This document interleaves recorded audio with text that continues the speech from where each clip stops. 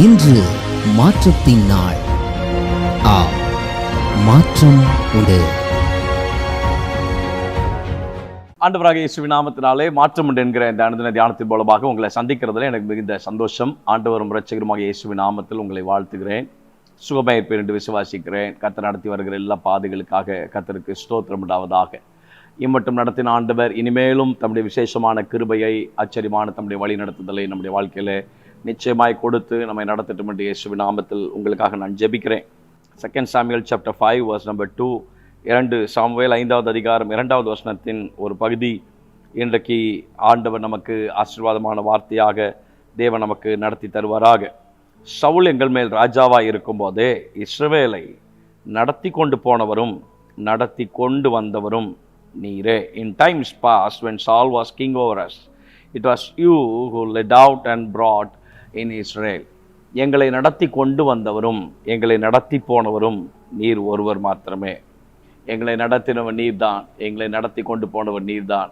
எல்லா ups and டவுன்ஸ்லையும், தோல்விகளின் நடுவிலேயும், சோர்வுகளுக்கு நடுவிலேயும், பலவீனங்களுக்கு நடுவிலேயும், இக்கட்டான சூழ்நிலைகளை நம்முடைய வாழ்க்கையிலே நாம் சந்திக்கும் போதும், சில நேரங்களிலே வழி தெரியாதபடிக்கு நாம் திகைத்து நிற்கும் போதும் நம்மை தைரியப்படுத்தி நம்முடைய வார்த்தையை கொண்டு இம்மட்டும் வா, இதற்கு மிஞ்சி வராதே என்று சமுத்திரத்தின் அலைகளுக்கு கட்டளையிட்ட ஆண்டவர் அநேக காரியங்கள் தேவன் நம்முடைய வாழ்க்கையிலே செய்த காரியங்கள் நமக்கு தெரியாது. நாம் அறியாமலேயே தேவன் காரியங்களை செய்து முடித்தார். தேவனை நாம் அறிந்து கொள்வதற்கும், தேவனுடைய திட்டங்களை புரிந்து கொள்வதற்கும், நாம் யார் என்பதை நாம் உணர்ந்து கொண்டு தொடர்ந்து தேவ திட்டத்திலே பயணிப்பதற்கும் அநேக காரியங்கள் நமக்கு தெரியப்படுத்தப்படவில்லை.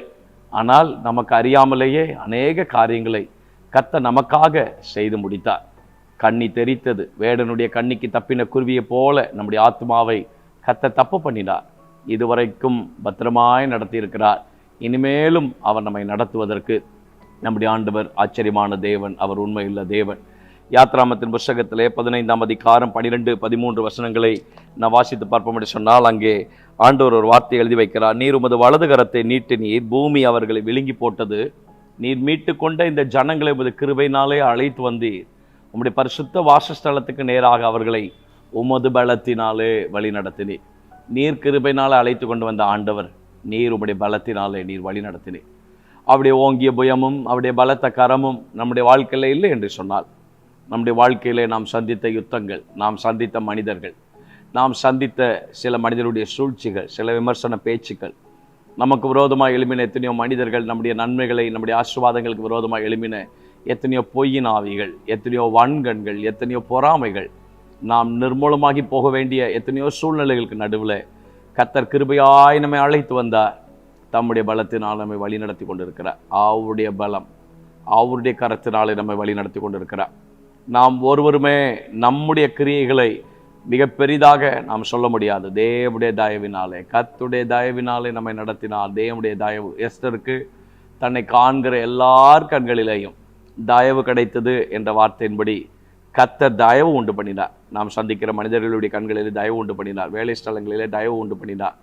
நம்முடைய படிக்கிற நம்முடைய கல்லூரிகளிலே நமக்கு தயவு உண்டு பண்ணினார். நாம் படிக்கிற ஸ்தலங்களிலே கர்த்தர் நமக்கு தயவு உண்டு பண்ணினார். நம்முடைய எக்ஸாம்ஸ் ஹாலில் கர்த்தர் நமக்கு தயவு உண்டு பண்ணினார். நாம் சந்தித்த ஒவ்வொரு காரியங்களிலேயும் மனுஷங்களுடைய தயவையும் தேவன் நமக்கு உண்டு பண்ணி கொடுத்தார். ஆண்டுடைய தயவும் நமக்கு நிறைவாக இருந்தது. கர்த்தர் தம்முடைய கிருபையினாலும் தம்முடைய தயவினாலும் நம்மை பத்திரமாய் அவருடைய பலத்தினாலே அவர் வழி நடத்தினார்.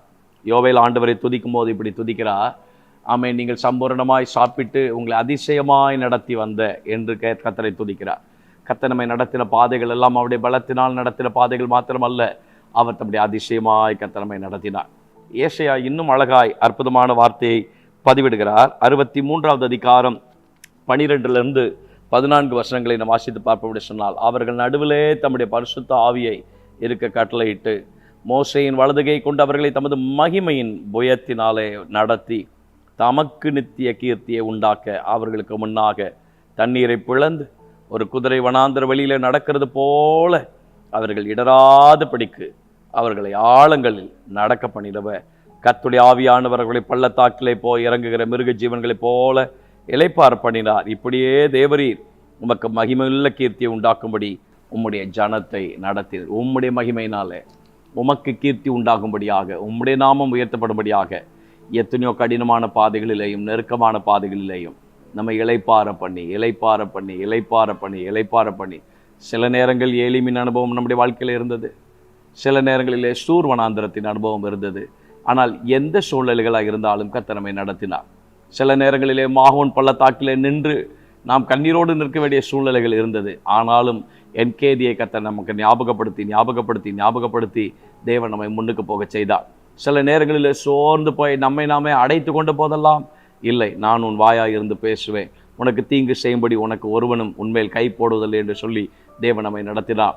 சில நேரங்களில் மனிதர்கள் நமக்கு விரோதமாக எழும்பின போதெல்லாம் மெலிதா தீவின் அனுபவத்தை நம்முடைய தனிப்பட்ட வாழ்க்கையின் அனுபவமாக கர்த்தர் நமக்கு மாற்றி கொடுத்தார். நான் சொல்கிறேன், எல்லா நெருக்கமான கடினமான சூழ்நிலைகளிலேயும் நம்மை அதிசயமாய் தம்முடைய பலத்தினாலே, நம்முடைய மகிமையுள்ள புயத்தினாலே நம்மை நடத்தினவர், கொண்டு வந்தவரும் கொண்டு போகிறவரும் அவர்தான் நம்மை அழைத்து கொண்டு வந்திருக்கிறார்.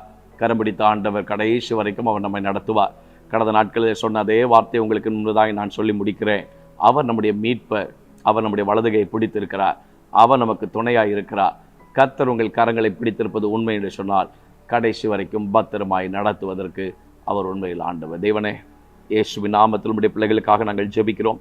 கிருபை அதிகமாய் தாங்குவதாக, தேவ பிரசன்னம் வழி நடத்துவதாக. அற்புதமான தேவனுடைய ஆச்சரியமான கரம் நம்முடைய பிள்ளைகளை தொடர்ந்து நடத்தட்டும் என்று இயேசுவின் நாமத்தில் நம்முடைய பிள்ளைகளுக்காக நாங்கள் ஜெபிக்கிறோம். கிருபையுள்ள கரங்களில் கர்த்தர் மறைத்து கொள்ளும். எங்களை தொடர்ந்து நடத்தி ஆசீர்வதித்து பலப்படுத்தும்படியாய் ஆண்டுடைய சமூகத்தில் எங்களை நிறைவாய் விட்டுக் கொடுக்கிறோம். இயேசுவின் நாமத்தில் ஜெபிக்கிறோம் நல்ல பிதாவே. ஆமென். May God bless you. God will be with you. Amen.